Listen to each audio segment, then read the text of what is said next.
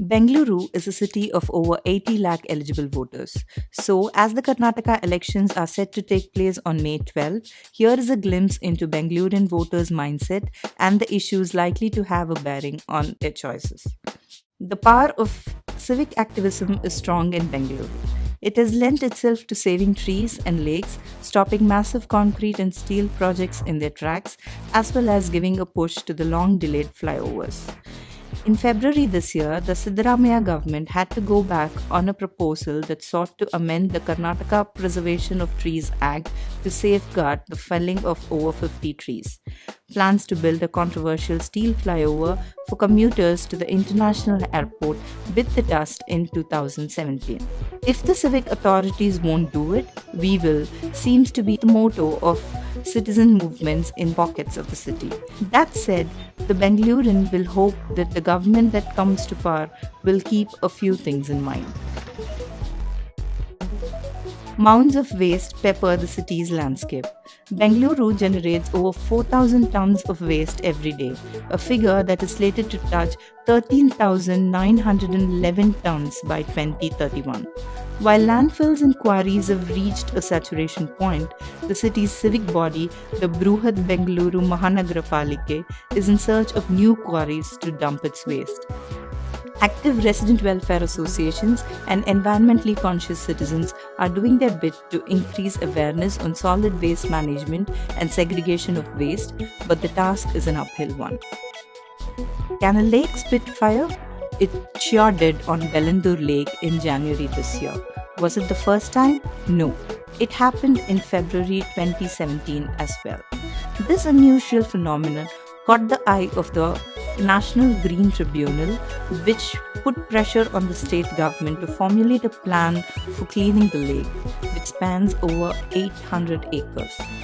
The lake is said to be a dumping ground for over 480 million liters of raw sewage daily, of which only a little more than half is being treated. Decaying organic waste in Bartur Lake spills toxic foam onto the streets. The banks of Saraki Lake are a sight that makes one's eyes sore. The killing of journalist activist Gauri Lankesh in her home in September 2017 enraged the people enough to take to the streets. The SIT probe into the case is still on. If the way to a voter's heart is through the stomach, then the Congress flagship scheme, the Indira Canteen, could earn it a thumbs up. The facility, launched on August 16 last year, provides subsidized breakfast for Rs 5 and lunch and dinner for Rs 10. A survey by Daksh and the Association of Democratic Reforms gave it approval rating of nearly 90%. The party that comes to power will do well to sustain this initiative. The hottest topic of conversation in Bangalore is not the weather but the traffic. The city, spread across 800 square kilometers, have a vehicle population of 72 lakh. This includes 50 lakh two-wheelers and 14 lakh light motor vehicles. The average speed of a vehicle during rush hour in the city is a snail-like 9.6 kilometers per hour. A few years ago, British author Geoffrey Archer was in the city to launch his latest book when he got stuck in the traffic. He later told the gathering, "A woman walking on the pavement overtook my car 8 times and my car overtook her 8 times. 2 more times, we would have been engaged." The metro construction, waterlogging, protest, political rallies add to the commuters' woes.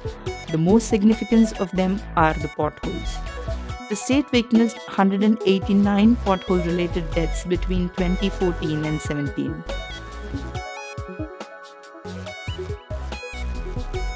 Last October, the BBMP claimed that of the city's 15,000 potholes, 75% have been filled up.